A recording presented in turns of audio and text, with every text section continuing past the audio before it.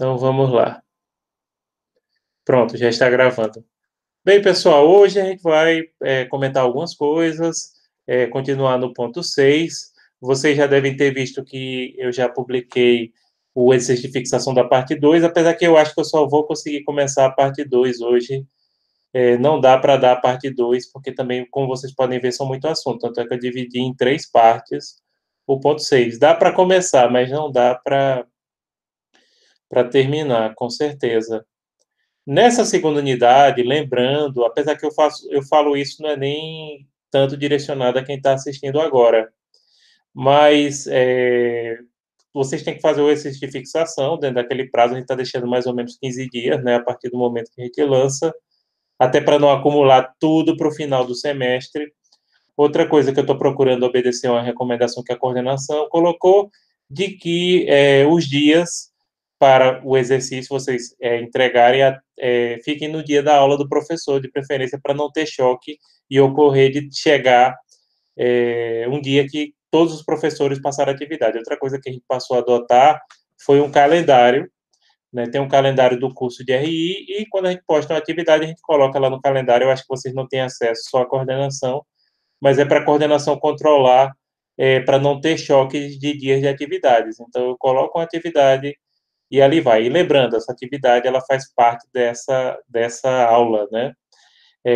O certo é você responder depois da aula, já para se livrar. Mas tem gente que tem problema de conexão, tem gente que não, quero deixar para depois. Por exemplo, em relação à parte 2 que eu coloquei, eu só vou começar hoje, ainda tem assuntos que vão ficar para depois, e aí vocês podem responder em até 15 dias, tá certo? Então, responda esse exercício, lembrando que vocês ganham meio ponto por cada exercício de fixação, ou seja, são 2 pontos, e mais aquele ponto do que eu fiz sobre a China. Um detalhe bem interessante que depois eu vou publicar é que Valério Mauzuoli já publicou o artigo dele sobre a responsabilidade internacional da China em relação à pandemia do Covid. Tem pontos que a gente segue a mesma linha, e tem pontos que ele tem uma perspectiva diferente. Por exemplo, ele acha que a China desrespeitou o Regulamento Sanitário Internacional. Pronto, esse assunto para o curso de Relações Internacionais e também para Direito, mas principalmente para Relações Internacionais, porque envolve várias competências trabalhadas no curso de vocês, política externa, tem discussões econômicas, históricas. Esse assunto da pandemia, da responsabilidade pela pandemia, daria um seminário excelente para a RI. Assim, quando eu falo seminário, tipo uma palestra ou evento mesmo, só para discutir isso, ou se a gente estivesse fazendo alguma atividade assim integrativa para discutir só esse tema, porque o tema realmente é muito interessante. Então, por exemplo, ele, como eu, ele acha que a China pode usar o argumento da força maior para excluir a responsabilidade. Acho que alguns de vocês já assistiram o vídeo, né? Mas ele acha que a China desrespeitou o, o Regulamento Sanitário Internacional, né? Ele acha. Eu não acho que desrespeitou o Regulamento Internacional, embora ele ache que seja difícil provar isso. Obrigado, Raina. Mas, enfim, é uma perspectiva diferente da minha, o resultado ele acaba sendo o mesmo, né? Mas, assim, Mausooli, eu gosto muito dele, vocês sabem disso, né? Vocês podem...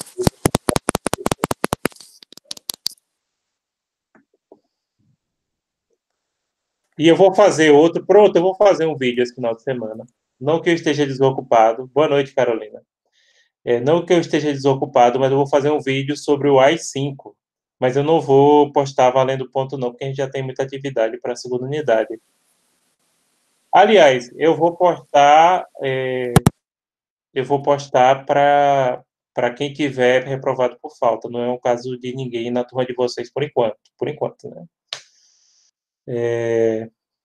Mas eu vou fazer um vídeo só sobre a questão do AI-5. Inclusive, já está praticamente pronta a pesquisa, explicando o que é que foi o AI-5, o que é que ele tem a ver com justiça de transição. Alguns alunos aqui fizeram parte do nosso grupo de justiça de transição, né? E eu vou fazer esse final de semana e depois eu posto no Classroom de vocês.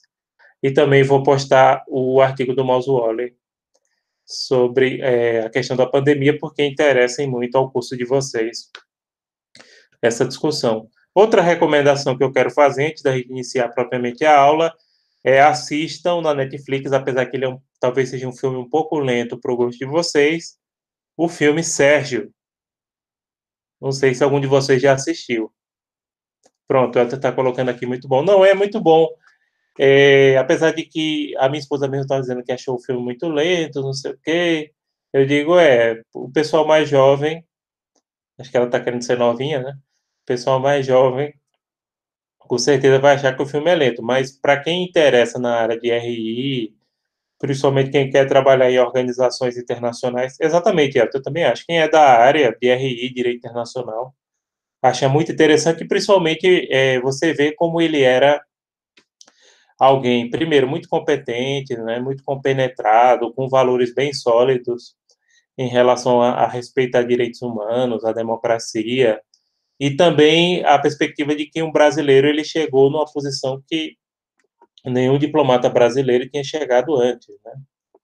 E quase foi secretário-geral. Ele era gente de confiança de Kofi Annan, como o próprio filme deixa isso bem claro, né? E uma coisa que eu estava lendo no jornal El País, que acho que vocês sabem que eu gosto de ler bastante, o El País, aqui na internet, né? Estava explicando que aquele filme foge do estereótipo dos filmes sobre personagens latino-americanos, né? Porque tanto o Sérgio Vieira de Mello quanto a companheira dele, que depois foi reconhecido que os dois tinham união estável na Argentina, uma economista argentina, os dois tinham uma atuação ali, não eram retratados como personagens latino-americanos, mas sim como funcionários da ONU de alto escalão, né? Então, isso também tem essa perspectiva. E aí é interessante para quem gosta da diplomacia, para quem gosta dos assuntos relacionados a organizações internacionais, a direito internacional, direitos humanos. Aliás, direitos humanos eu acho que vocês vão estudar no próximo semestre. Acho não, vão, né? Vou estudar no próximo semestre. Vão sim. Não sei se eu vou ensinar, mas que vão. E pronto, vamos lá, né? Vamos começar aqui. Vamos começar a nossa aula através dos slides, vou comentando aquele esquema que todos vocês já conhecem. Perguntem a hora que vocês quiserem. E eu não vou ver o chat, então perguntem no áudio ou peçam para alguém ler. Então vamos lá. Bem, pessoal, acho que agora vocês já estão vendo os meus slides, né? Eu tinha terminado de explicar as cláusulas incoterms, inclusive deixei lá, acho que vocês viram, um texto só sobre cláusulas incoterms, feito por uma profissional de comércio exterior aqui do Brasil, uma apostila resumindo os incoterms, né, 2020. E repare, vocês não vão achar nenhum livro acadêmico, claro, apostila de comércio exterior, apostila técnica, vocês podem achar e pode até comprar os incoterms, quem quer o detalhe, né? Quem trabalha diretamente na área, porque aquilo ali é só um resumo. Isso que a gente falou é só um resumo. Mas você pode comprar os incoterms, mas estou falando assim, não tem nenhum livro acadêmico, nem para comprar, que tenha os incoterms atualizados. Nem para comprar, se for acadêmico, né? Então, por isso que a gente pegou aquela apostila de comércio exterior daquela autora e a gente está citando aqui nas nossas referências, né? Então, vamos prosseguir. De acordo com Sinara Bueno, que é a autora da apostila, né, profissional de comércio exterior, 2020, as regras Incoterms 2020 foram reordenadas para que cada artigo fosse apresentado de forma mais lógica, tanto para o vendedor como para o comprador. Olha, pessoal, não é querendo falar mal, não. E, aliás, nem devia porque estão gravando. Estou gravando, né? Mas, na minha opinião, não, assim, pelo que eu venho acompanhando desde 2000, e aí eu lembro que eu estou ficando velho, é que essas cláusulas incoterms, elas são revisadas a cada 10 anos. Às vezes tem uma cláusula que é extinta e depois de um tempo volta depois, isso desde os anos 30, né? Então, o que me parece é o seguinte, a ICC lança essas cláusulas incoterms periodicamente, o intuito, ao princípio, seria para você revisar, se as cláusulas, aperfeiçoá-las, como está dizendo aqui, né?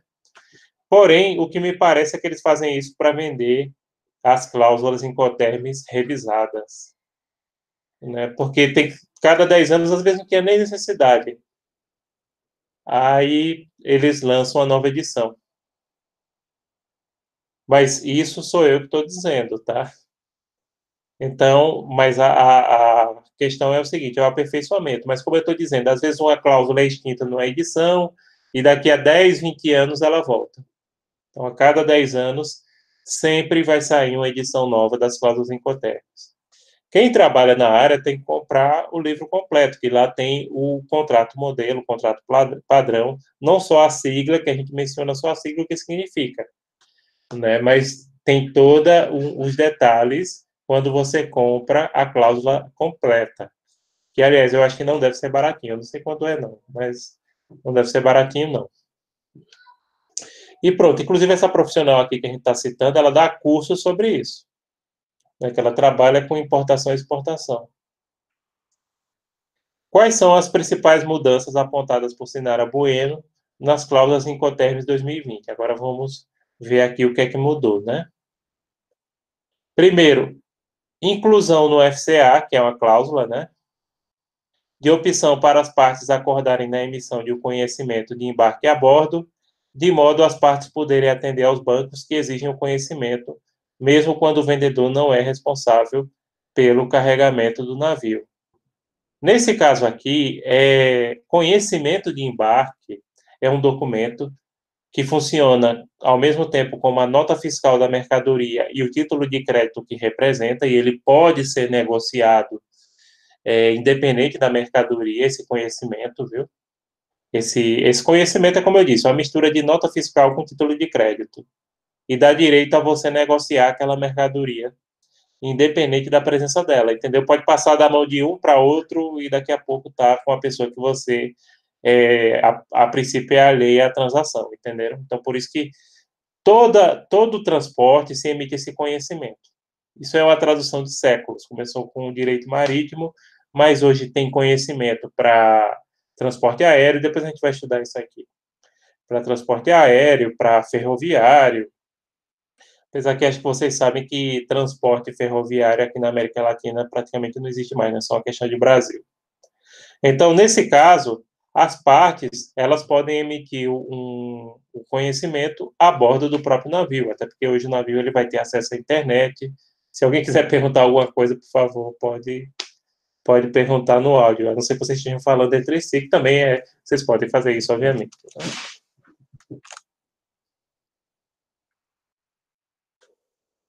Outra questão, ainda na cláusula FCA. A possibilidade de escolha entre dois lugares de entrega, o estabelecimento do vendedor, estabelecimento, perdão, ou outro lugar, porto, armazém, etc., né? Que não se permitia antes, só se permitia um lugar. Agora pode incluir dois lugares de entrega. Melhoria da cobertura securitária no CIP, que o ID CIP é Insurance, que é seguro em inglês, como vocês sabem melhor do que eu.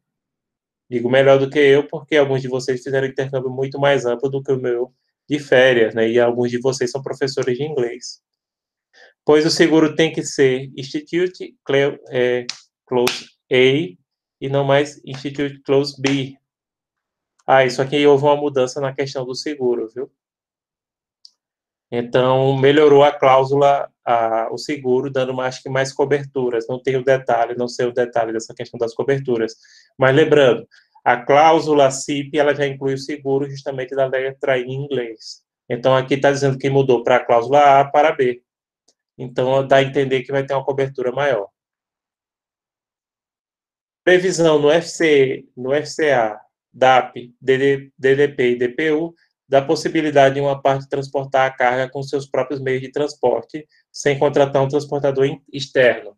Isso ocorre porque muitas vezes algumas empresas já têm a sua própria transportadora, inclusive marítima, né? Então, você pode usar para transportar, e aliás, não sei como é que isso não existia antes, para transportar a própria transportadora daquela empresa mesmo que está vendendo o produto, né? Chineses, algumas grandes empresas chinesas já têm isso. Alteração na redação dos trechos relativo à alocação de custos entre o vendedor e o comprador, de forma a tornar mais claro quem é o responsável pelo quê. Então, aí se alega que houve uma mudança na redação, principalmente nessa questão de custo, para ajudar a facilitar qual é o custo de responsabilidade do vendedor e do comprador, que, como a gente viu aqui, depende do tipo de cláusula que é adotada. Transformação da cláusula DAT em DPU, pois o local de destino hoje em dia não precisa ser mais um terminal. Ah, porque o T era de terminal, entendem? Então, hoje o local de destino precisa ser mais um terminal de porto, pode ser qualquer outro lugar que seja escolhido pelas partes. Detalhamento das obrigações relativas à segurança no transporte e aos custos a ela relativos. Então, ficou melhor especificado em relação à questão da segurança, né, no meio de transporte, e para facilitar melhor estabelecer a responsabilidade do empregador e, aliás, do empregador não, do vendedor e do comprador das mercadorias. Professor, Luiz está pedindo para o senhor ir um pouquinho mais devagar. Tá. Pronto, Luiz. E você quer que eu repita alguma coisa? Pergunta a ela se ela quer que eu repita alguma coisa.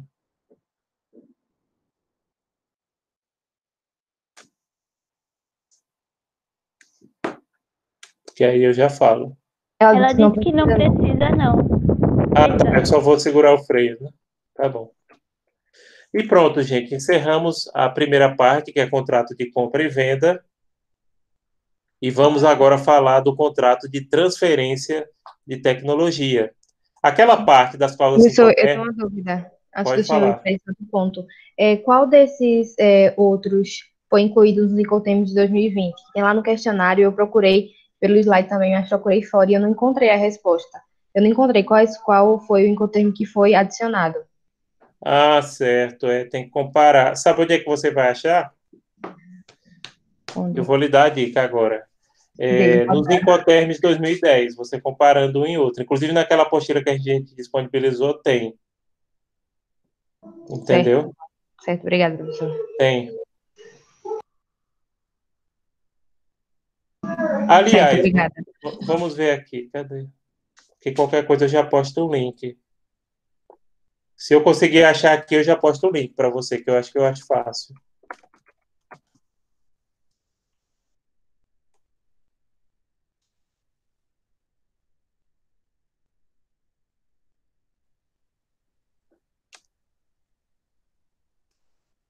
Deixa eu ver aqui para pegar, porque aí você já passa para o pessoal.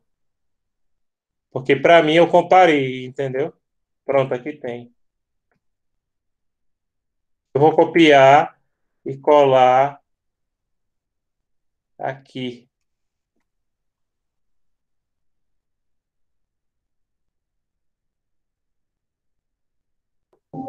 Obrigada, professor. Pronto, salvem aí. Aí vocês comparam quais eram as que tinham para as atuais. Mas nos livros também tem. Aliás, os livros só tem as de 2010, né? Mas aí tem as de 2010. Professor, eu tenho uma dúvida em relação a essa matéria em geral. Porque eu estava vendo aqui um livro de direito, deixa eu ver, eu tô com ele perto, deixa eu ver de quem é. É de Andréa Mota, se não me engano. Sim. E tem um trecho que ele fala, ele está falando lá da questão do direito, só que ele fala da LIC. Eu não sei porque, se ele não se O livro é atualizou. muito velho. E o livro é muito velho, como a maioria dos livros dessa disciplina. E Lick é a Lindby. Mudou de nome em 2010, para você ter ideia. Olha Pronto, quando é esse livro. é de Que ano? 2010. Aí, acho que é por isso. Eu não Ah, lembrava é. do ano que tinha trocado o Não, é porque nome. geralmente o livro de 2010 trocou no ano. Agora a pessoa aí não tava ligada, porque se ela tivesse ligada, inclusive eu conheço a autora, né? Andrea Mota Bonsoin, uma coisa assim, né? Que é uma autora que a gente está na bibliografia. Se ela tivesse ligada, ela tinha colocado que ia mudar, porque alguns autores de direito que são mais ligados, assim, eles colocam, olha, chama Lick, mas vai mudar para Lindby. E vocês todos estudaram com Lindby, né? É a mesma norma. É a Lindby. Certo, certo. Eu só fiquei pensando porque ela tinha usado o link ainda, né? Se já tinha atualizado, mas depois que o senhor falou, provavelmente por Tá causa do ano desatualizado o mesmo. livro dela. Uhum. E é o único que tem na biblioteca digital, aí eu achei bem triste. Pois é, Resumo. lamentavelmente é o único que tem de Direito Internacional do Comércio. Eu pedi para comprar os outros, só que nem para comprar está saindo. Aí nem você não acha nem para comprar. Eu tenho aquele da FGV muito bom também, desatualizado, que eu tinha deixado na copiadora. Acho que também falava Leak, não falava Lindb. Pronto, então vamos para o contrato de transferência de tecnologia. Vamos, né? O contrato de transferência de tecnologia, eu acho que eu só falei até agora do compra e venda, né? Foi, só falei do compra e venda. Ou seja, fora esse, ainda faltam 7 contratos para a gente estudar. Mas assim, alguns são pequenos. Esse que transferência de tecnologia é pequeno. Contrato de transferência de tecnologia ocorre quando o conhecimento específico é transmitido para outra empresa que o aplicará em sua atividade. O contrato de transferência de tecnologia, você vende tecnologia para uma empresa produzir um produto em outro país. Aqui no Brasil, gente, isso é uma das coisas mais comuns do mundo e até hoje ocorre muito. Eu acho que eu já citei vários exemplos para vocês. O exemplo assim mais comum, mais atual que teve foi o caso da Hyundai, né, que tinha um contrato de transferência de tecnologia com a Caoa. Hyundai Caoa, né? Esse contrato ele durou 10 anos e foi extinto, né? Hoje quem fabrica os próprios carros aqui no Brasil é a própria Hyundai, não é mais a Caoa. A Caoa é uma das maiores concessionárias de veículos do Brasil. O proprietário da Caoa, que a sigla do nome dele seria isso. E, aliás, pronto, eu vou ver se eu coloco aqui, se vocês quiserem ler a história dele ou assistirem no YouTube, tem. E a história dele é muito interessante porque ele era um médico, né? Nos anos 70, ele comprou um Galaxy numa concessionária Ford. Vocês sabem o que é um Galaxy, né? Ou não? Eu não sei. Não sabe o que é um Ford Galaxy? Pronto, eu Não, vou por favor. mostrar. A vantagem de estar na internet é isso. É que eu posso mostrar aqui o que é um Ford Galaxy. Vocês estão vendo, né? O meu navegador, né?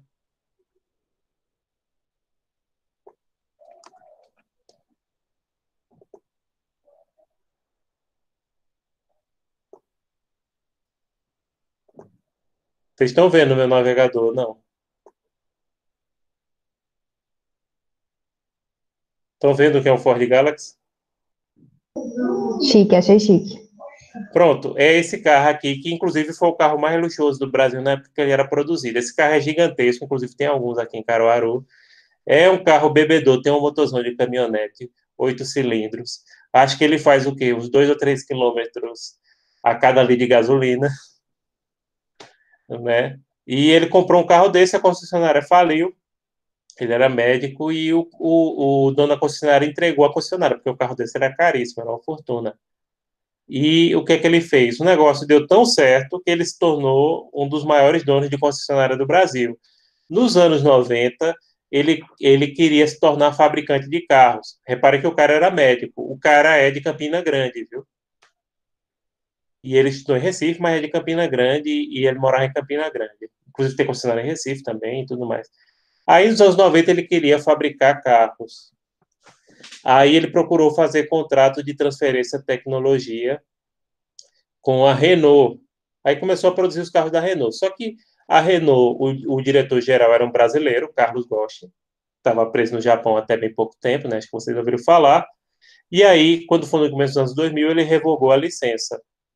E Caoa, como todo mundo chama ele Caoa, né? Caoa, ele, inclusive tem aqui Carlos Alberto Oliveira de Andrade. Depois eu vou colocar aqui um link para vocês assistirem. É curtinho esse vídeo. Acho que ele fala um pouco sobre a empresa dele, né? Carlos Alberto de Oliveira Andrade. Vocês podem assistir aí um vídeo curtinho que ele fala um pouquinho da trajetória dele. Depois vocês assistem. Sim, aí ele produziu carros da Renault até o começo dos anos 2000.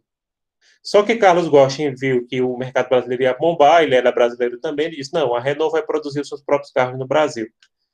E aí revogou o contrato de transferência de tecnologia. Aí o que é que fez Caoa? Caoa procurou uma montadora que tivesse destaque no mundo e que se tivesse uma possibilidade de trazer para montar aqui no Brasil. Aí beleza, ele achou a Hyundai na Coreia. Não era conhecida no Brasil, viu? Ele achou a Hyundai. Ele trouxe aqui, ele é um cara muito competente, fez um trabalho de marketing fantástico, acabou vendendo muitos carros da Hyundai, como vocês sabem, né? Fez sucesso aqui no Brasil e chegou aos 10 anos também, a Hyundai já quis produzir aqui. Claro, eu não vou esquecer de mencionar, apesar que nem devia, porque a gente está gravando, que ele tomou os empréstimos do BNDES, foi acusado aí de pagar uma corrupção, respondendo aí aos processos, enfim, né? Esse tipo de coisa, né? E a coisa normal, perfeito, concordo com você, coisa normal dentro do contexto brasileiro, né? Pagou aí umas propinas, recebeu alguns milhões de empréstimos do BNDES e tudo mais, né? Dizem que, inclusive, ele foi um dos responsáveis por aquele negócio do IPI que teve no começo da década passada, né? Que todo mundo trocou de carro, até quem não tinha carro. Acho que só eu não comprei, eu comprei depois o carro. Meu primeiro carro eu comprei em 2013, mas quando deu aquele negócio do IPI, que tá todo mundo comprando carro de uma vez, eu não comprei não. Né, que foi feito o programa, tal, e o pessoal, todo mundo comprou, não comprei, eu comprei depois. Carro. E, enfim, ele agora está com a Chery, que é uma chinesa. Agora ele está em parceria com a Chery.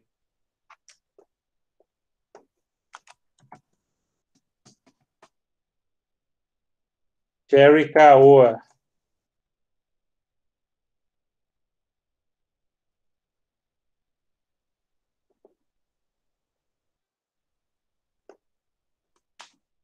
Aí também eu vou postar um link se vocês quiserem dar uma olhada depois com a parceria dele com a Chery. Ele está produzindo agora carros da Chery. Não, é por conta do nome. Carlos Alberto Oliveira de Andrade. Tá aqui. Depois vocês assistem o depoimento dele. Carlos Alberto de Oliveira Andrade. Podre de rico. Quer dizer, ele já era bem de vida antes, quando era médico, né? Ficou rico vendendo carro, fazendo carro. Interessante, todo mundo chama ele Caoa, no Brasil todinho e fora. Caoa, senhor Caoa, é esse o nome. Inclusive tem concessionária em Recife, né? Eu já vi, Caoa. São Paulo.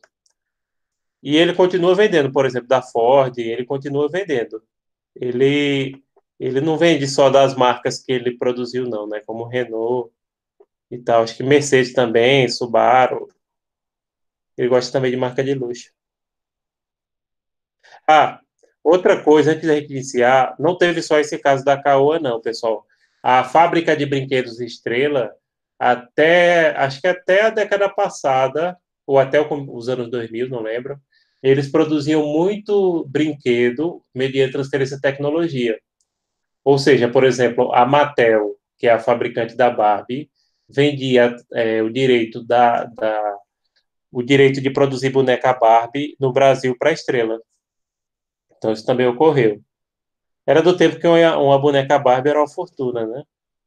Aí depois, com a China, eles passaram a Mattel, que acho que é americana, né? Acho não, é americana. Passou a produzir Barbie na China e da China exporta para o mundo inteiro. A Barbie bem baratinha, né? Você acha a Barbie daquelas comuns a partir de R$ 20. A minha filha mesmo, quase toda vez que vai no shopping, quer uma Barbie. Claro, tem aquela Barbie de coleção, não sei o quê, que custa uma fortuna, que inclusive tem mulheres adultas que compram Barbie. A minha irmã tem quase a minha idade e ainda compra Barbie de vez em quando para fazer roupinha para se distrair. A minha irmã, para vocês terem ideia, é assessora de juiz, né? Não é uma pessoa desocupada, porque assessora de juiz geralmente é quem faz as decisões e os juízes só revisam. Mas a minha irmã, ela compra, claro, para a sobrinha também, né? Mas ela compra assim para ela fazer a roupinha em casa para distrair. Acho que é uma distração dela. Direitos que podem ser objetos de transferência de tecnologia. Então, a propriedade industrial do titular registrada no órgão patenteador competente, né? que é aquela em relação à propriedade industrial. Vocês sabem que tem que ser registrada no órgão, a gente já falou sobre isso em direito internacional privado, né? No caso do Brasil é o INPE. E direitos não registrados, por exemplo, o know-how na prestação de serviços técnicos, que aí não faz parte da questão da propriedade industrial, porque a propriedade industrial tem toda a questão do registro, de você utilizar, de saber produzir aquele produto, né? Seja uma boneca ou seja um automóvel. Tem outros e outros produtos. Sim, essa transferência de conhecimento costuma gerar a cobrança de royalties, pelo titular do direito, através do pagamento de um percentual ou preço fixo mensal. Depende do contrato, tá? Mas tem que pagar os royalties, e geralmente isso é definido de acordo com o volume de produtos que são produzidos, e não teria outro jeito, teria, né? Então, por exemplo, se vendeu 10 mil carros, aí vai pagar X, se vendeu 100 mil carros, vai pagar Y, e etc, etc, etc. Mas geralmente é por unidade vendida, tá? Nesse tipo de caso que a gente está falando, de coisas que podem ser facilmente oferidas, o volume de produção, como a boneca ou como automóvel. O contrato de transferência de tecnologia que envolva direito de propriedade industrial é chamado licença. Não sei se vocês já viram isso. De vez em quando eu vejo até produtos. Ou já vi, né, já que eu sou bem mais velho que a maioria de vocês, tenho idade para ser pai de vocês, não que eu tenha filho da idade de vocês, né? É chamado licença. Aí, fabricado sob licença de... Pronto. Então, é a licença para você produzir, por exemplo, o HB20, fabricado pela Caoa sob licença da Hyundai Coreia, né? Seja exclusivo ou não, porque também a licença pode ser exclusiva ou não, geralmente é. Nesse caso que a gente está citando, eles colocam lá o território, no Brasil só aquela empresa é que pode produzir aquele produto. Sendo regulada no Brasil pela Lei de Propriedade Industrial, que é a Lei Federal 9.279/1996. Tem alguma dúvida não, né? Então vamos passar. A transferência de tecnologia é uma mera permissão ou cessão do uso de direito por um período, não muda a propriedade, viu? Ou seja, você só tem o direito de produzir aquele produto naquele prazo. Depois daquele prazo, como é o caso, o caso do Caoa, 2 vezes, a indústria, dentro daquele prazo estabelecido, ela pode retomar o direito de produzir o bem dela, né, se for interessante para ela.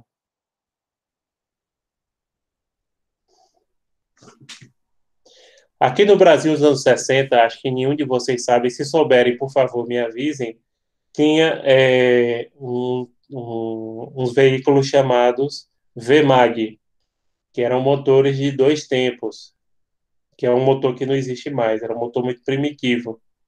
E tinha uma empresa aqui que produzia, que era o DKV VMAG. A DKV, que era a empresa original, era alemã, né? Eram motores bem primitivos, mais primitivos do que motor de Fusca, para vocês terem ideia. Né? E ela produziu isso nos anos 60. Aí, no final dos anos 60, a Volkswagen na Alemanha comprou a DKV e deixou de fazer aquele tipo de motor. Então, eles não renovaram. E hoje em dia, um VMAG custa uma pequena fortuna, é carro de colecionador. Tem, por exemplo, aquele Gordini, não sei se algum de vocês já viu um Gordini. Aliás, para que a gente está usando a internet, né? Vou mostrar para vocês. Vou mostrar um DKV VMAG, não sei se algum de vocês já viu.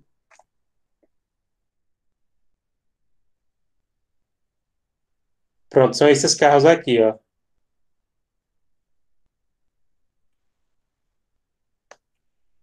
Talvez vocês já tenham visto por aí. Eu já vi em Caruaru. Já vi, inclusive, um desse aqui, meio bege. É carro de colecionador, até porque o motor desse carro é muito ruim, é um motor muito primitivo. Não é que o motor...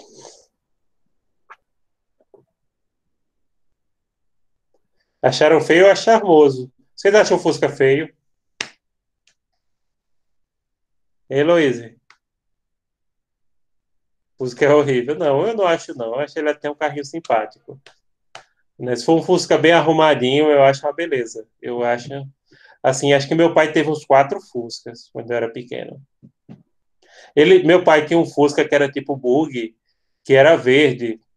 Aí parecia um sapinho. E eu era criança, a gente achava o máximo. Que é aquele Fusca tipo barra.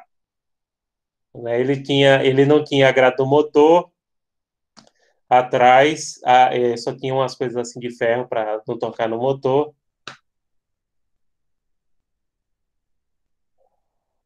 Essa eu não entendi, Luiz. Que história é essa de dar murro em alguém quando vê na rua? Que violência é essa, menina? Né? Pode não, menina. Isso é uma violência. Fusca azul, Wilton, isso, um Fusca azul. Ixi, Maria. Não, tem Fusca bonito. Tem Fusca arrumadinho bonito. Ih, Raio, cuidado. Mas vamos voltar aqui.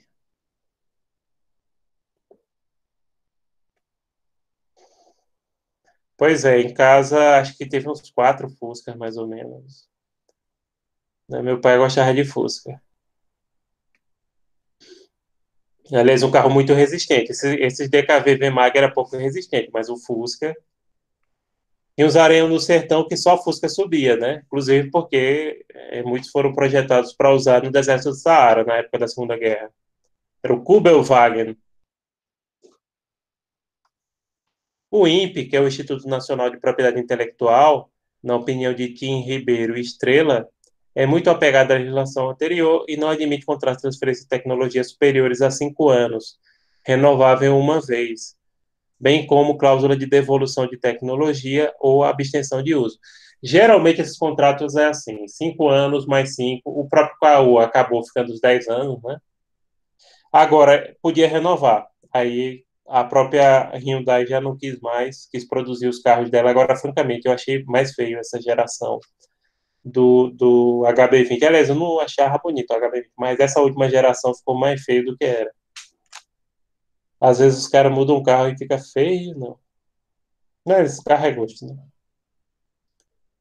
Persiste ainda a obrigação do registro da transferência no referido órgão, somente sendo aceita pelo Banco Central o envio de royalties após o registro, não sendo admitido retroatividade. Sim, também tem isso. Para a pessoa não começar a produzir antes de registrar o contrato no INPE, então o Banco Central só admite que a pessoa faça remessa e pagamento de royalties no exterior se o contrato de transferência de tecnologia já estiver registrado. Mas isso é uma bobagem, gente. Sabe por que isso é uma bobagem? Porque existem canais e canais para você mandar dinheiro para fora do Brasil sem precisar passar por isso.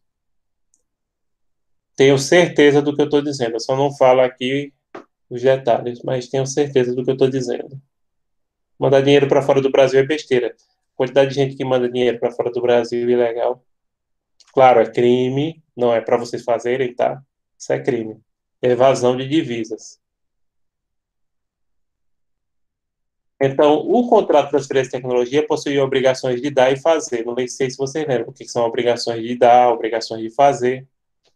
Obrigação de dar, por exemplo, aqui, seria a obrigação de você fornecer, por exemplo, as informações para a produção do produto, ou mesmo realizar um curso, que aí já seria obrigação de fazer, para capacitar os funcionários que vão produzir aquele produto.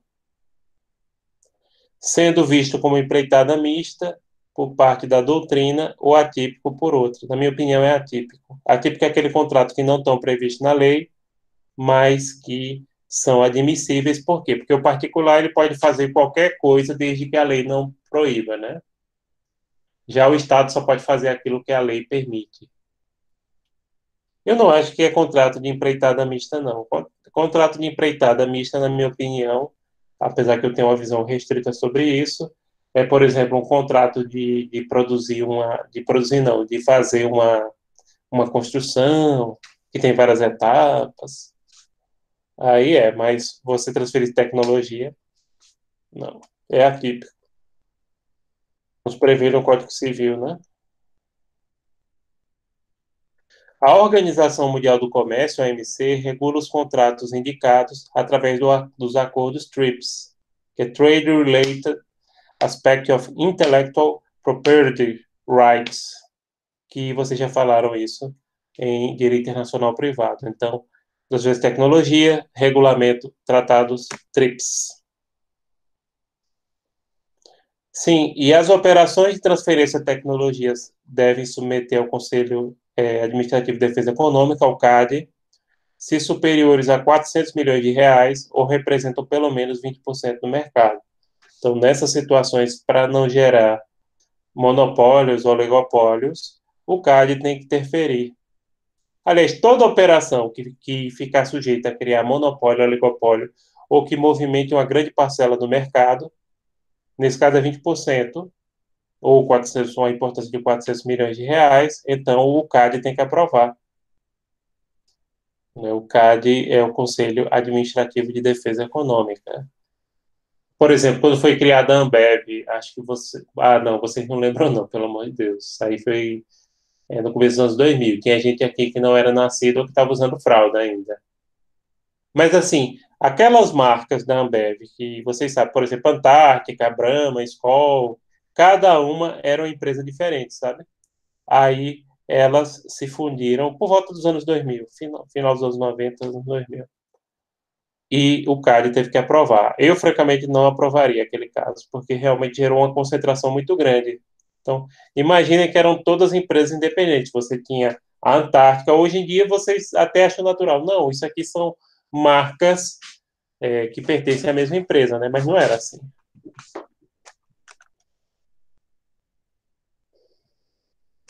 O contrato de transferência de tecnologia prosseguindo, que envolva pelo menos uma parte brasileira, deverá considerar a legislação da propriedade intelectual, que a gente já falou aqui, inclusive o Código Civil, a legislação tributária brasileira, CTN, Código Tributário Nacional, o Código de Propriedade Industrial, o Tratado OMC-TRIPS, da Organização Mundial do Comércio, e a legislação esparsa como o Código de Defesa do Consumidor, porque pode gerar repercussão nele, né?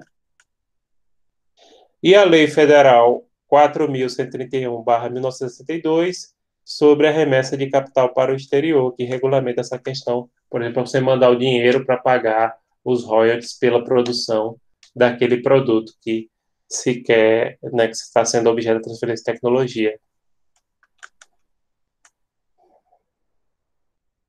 Por último, a gente tem as referências. A apostila dos Incoterms já está lá disponível, vocês já viram. O livro do Crepella Neto não tem esses contratos internacionais, não tem na biblioteca digital. O da Andrea Mota tem, mas é de 2010, e aí ficou bem interessante o registro que ela fala ainda em leak, né? E tem esse livro do Luciano Tim, do Rafael Ribeiro e da Ângela Estrela. É muito bom, mas também está desatualizadíssimo. Infelizmente, essa disciplina carece de livros atualizados. Infelizmente.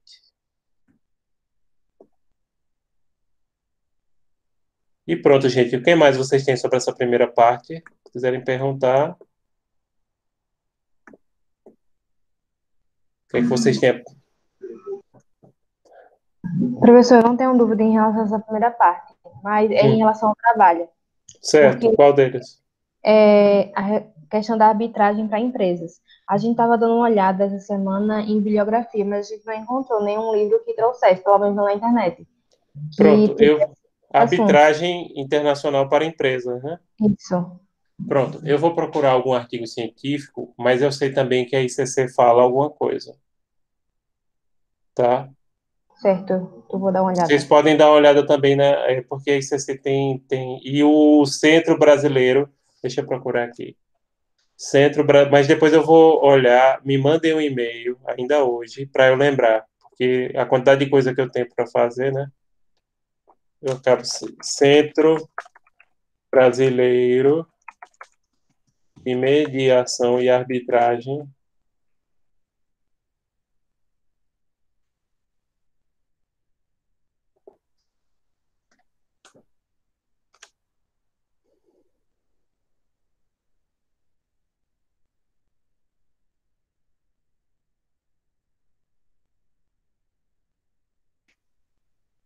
Gente, eu vou colocar aqui o link para vocês. Dê uma olhadinha aqui no Centro Brasileiro de Mediação e Arbitragem. Também tem uma Câmara de Arbitragem, de Mediação e Arbitragem em Nova York, da ICC, eu acho.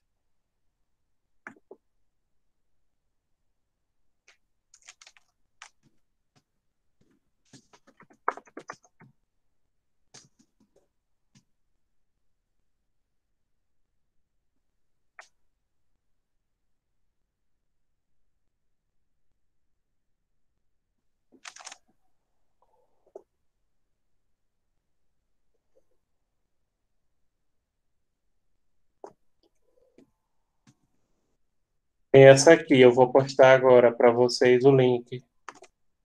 Aí depois vocês me mandam para ver se eu acho algum livro na Biblioteca Digital da SES ou da base de artigos, tá? Mas mandem um e-mail, de preferência hoje, quando terminar aqui. Igual eu disse, o único que eu achei foi aquele de Andréa Mota, lá na biblioteca, tipo, do Direito Internacional do Comércio. A não sei que tem alguns mais específicos, mas o que eu encontrei, os livros que eu encontrei, não tinha esse assunto em si. Ele entrava, tipo, no meio de outro assunto, aí citava, mas não tinha Sei, referência. sei. Mas, assim, dê uma olhada, por exemplo, nesses dois sites também. Certo, professor, obrigada. Essa corte de arbitragem de Nova York, ela é a maior do mundo. Também tem um em Frankfurt.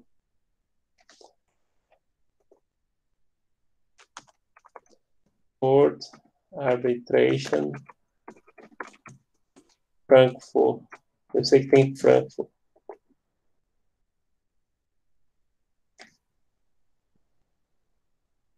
Pronto. Ela é de comércio e indústria. Ixi, só tem alemão, Deus o livre. Deus o livre. Não, acho que tem. Pois vocês olham. Eu vou botar aqui o link, mas depois vocês olham que eu acho que tem inglês. Que alguém da turma de vocês fala alemão, pelo amor de Deus. Ninguém fala alemão não nessa turma, né? Rayane, Rayane. Sprachen doch. Nessa vida eu não aprendo mais alemão, já disse isso a vocês um bocado de vezes. Nessa vida, mas continue estudando, Rayane, porque tem futuro e na Alemanha você tem bolsas, boas bolsas, já falei isso a vocês, é uma possibilidade de estudo, né? Então, estudem, quem, Rayane aí, outros que quiserem estudar alemão, tem futuro, você conseguir uma bolsa, né, de estudo, o governo alemão tem bolsas de estudo e tem aquele programa que eu já falei para vocês, né, aquele programa do governo alemão de bolsas, que ele é muito bom, viu? Muita gente no Brasil, inclusive gente importante como Gilmar Mendes, estudou com aquelas bolsas do governo alemão, né? Cadê? Deixa eu só pegar aqui as bolsas.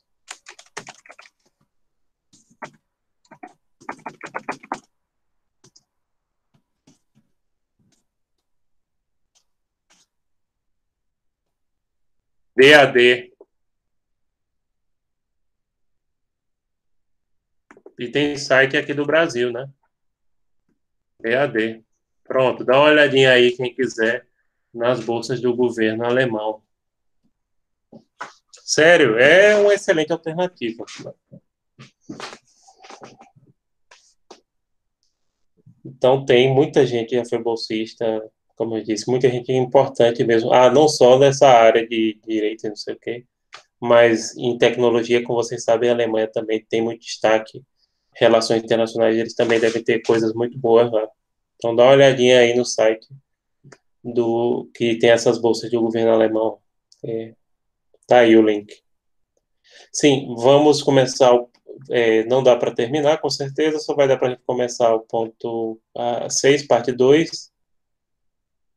Já está disponível para vocês e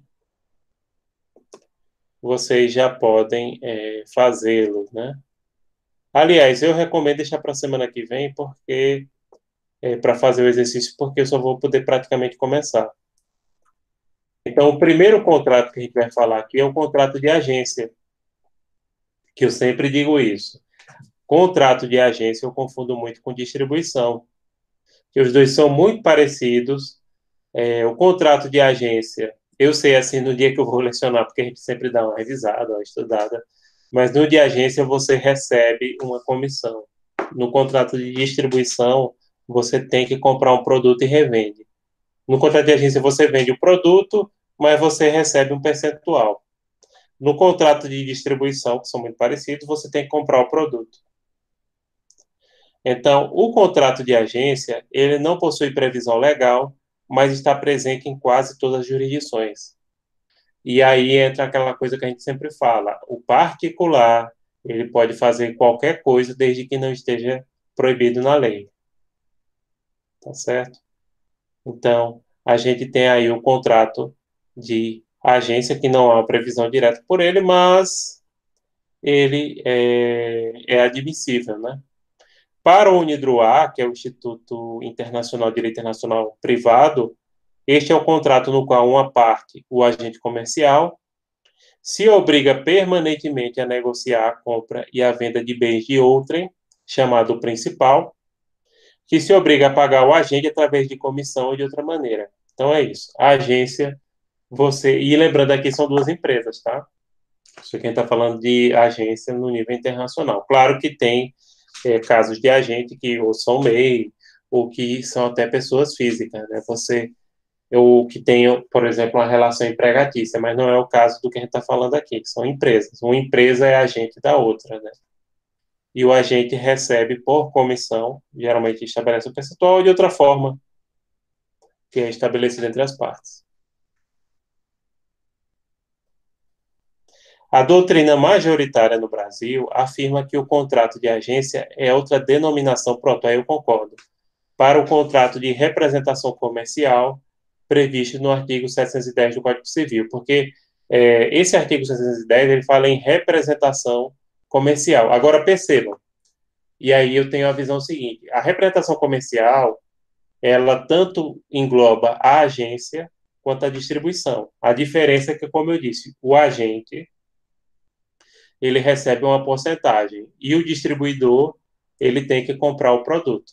Ele compra o produto para depois revender.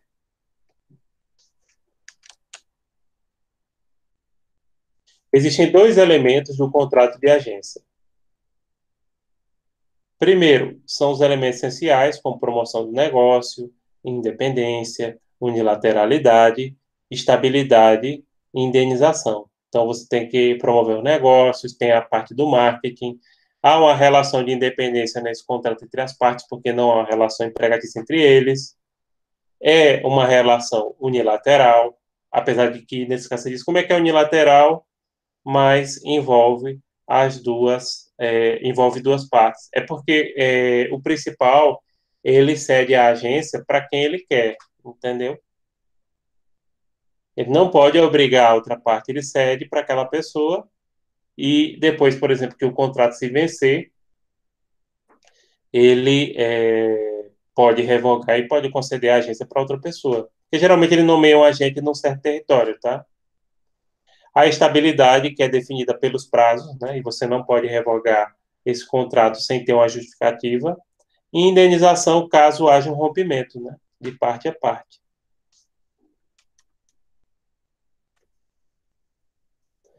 Ocasionais, pronto, o elemento essencial, ele sempre tem que estar presente, ele não pode faltar no contrato de agência. Já o ocasional, ele pode ou não estar presente, por isso que é ocasional, de acordo com as vontades das partes. Ou seja, tem contratos que ele vai estar presente e tem outros contratos que ele não vai estar presente, né? Então, aí você tem a exclusividade, por exemplo, agente exclusivo no Brasil. Pronto, vamos pensar um caso que agora está na moda. Uma fábrica de produtos médicos chineses, que faz, por exemplo, respiradores, que hoje é a briga que o mundo inteiro está brigando por conta de respiradores, por conta do coronavírus, né? Aí pega uma empresa, ela é agente exclusiva dos fabricados dos respiradores da China, ela tem exclusividade no território brasileiro, ou seja, só ela negocia. Isso pode ser assim ou não, porque você pode ceder esse poder de agência para várias empresas, tá? mas é muito comum que seja assim, de acordo com o território. Às vezes pode até dividir o país, por exemplo. E os poderes de representação, se houver necessidade de que represente o principal. Isso ocorre muito nos contratos de comércio internacional, porque você, às vezes, tem a questão do desembaraço aduaneiro, tem as burocracias que você acaba representando aquela empresa também, né? Porque para trazer qualquer mercadoria para o Brasil, como vocês sabem, tem uma porção, e vocês vão estudar isso com mais detalhe, comércio exterior, tem uma porção de procedimentos de desembaraço aduaneiro que são um pouco burocráticos. Tem que cuidar daquela documentação, etc.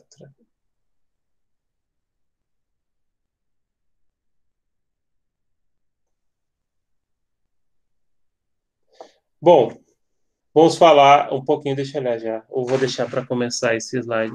Acho que eu vou deixar esse slide para a próxima semana. Ou vocês querem que eu explique esse? Porque já tem muita coisa, né? Hoje a gente já viu muito assunto.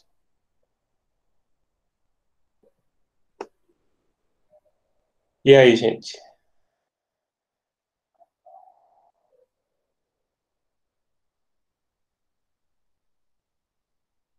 Pronto, então, a gente começa daquele outro. Perfeito. Perfeito.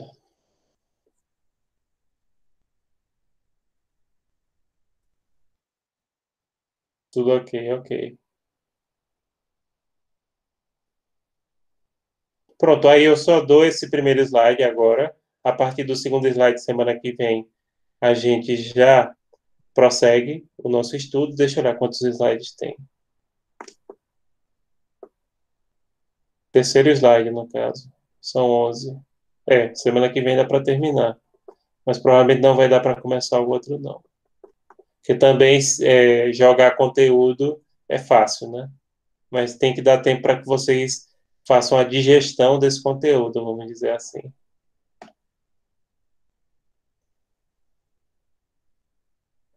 Aí a gente vai ver ainda o contrato de distribuição, a gente vai ver franquia e pronto.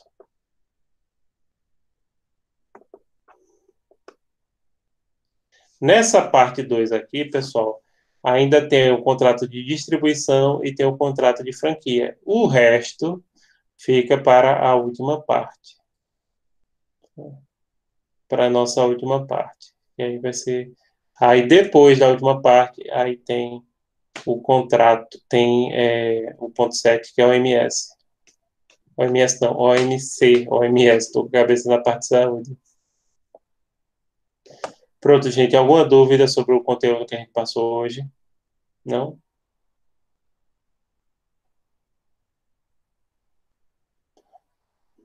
Perfeito. Tem alguma dúvida em relação àqueles exercícios? Lembrando que o exercício faz parte dessa carga horária, né? O ideal é vocês. Pronto, agora já daria para vocês responderem, por exemplo, o exercício de fixação da primeira parte, porque a gente já terminou totalmente a primeira parte, né? E ali, deixa eu ver se eu. Que bom, Mari. A única coisa que eu lamento em relação a essa disciplina é que a gente tem uma muita dificuldade com bibliografia. É impressionante. Até para comprar é terrível. Né? Até para comprar você não acha para comprar. Você, quando acha, são livros assim muito desatualizados. Como não é uma disciplina comum no curso de Direito, eles não têm interesse em ficar atualizando isso. Eu não sei se vocês sentem isso com outras disciplinas do curso de RI, né? Porque é problema. Você quer ensinar, aí você mesmo é quem tem que atualizar. Reparem que eu tenho o meu roteiro, quem atualiza, eu geralmente, pronto. As disciplinas assim que tem mais comum no curso de Direito, Direito Nacional Público, Privado, Direitos Humanos, eu atualizo a partir do livro. Né? Eu atualizo a partir do livro. Então, recebe um livro, aí venho e atualizo. No caso dessa disciplina de Direito Internacional do Comércio, eu tenho que atualizar e espero o livro chegar e nunca vem. Então, eu não espero os autores atualizarem, sou eu que tenho que atualizar. E perfeito, gente. Já que vocês não têm alguma pergunta, não tem nada, meu boa noite a todos vocês. Fico sempre à disposição de vocês. Quem o pessoal estava naquela dúvida pode mandar ainda e-mail hoje, que justamente esse horário agora eu aproveito para responder os e-mails de quem está mandando. Enquanto isso, então boa noite, Evelyn, boa noite a todos, Daniele, né? Boa noite, Luiz. Luiz, cuidado que você anda meio violenta, viu? Maria Evelyn, Elter, Lúcio, Bruna. Você está muito braba. Celine, Raina, boa noite. Hilton, boa noite.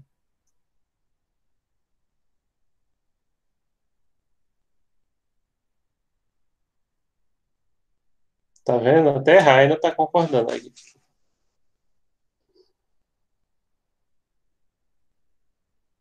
Emily, boa noite. Então vocês podem ir saindo, porque a gente vai fechar o link, senão fica gravando aí até ele cair. Boa noite, Rayane, também.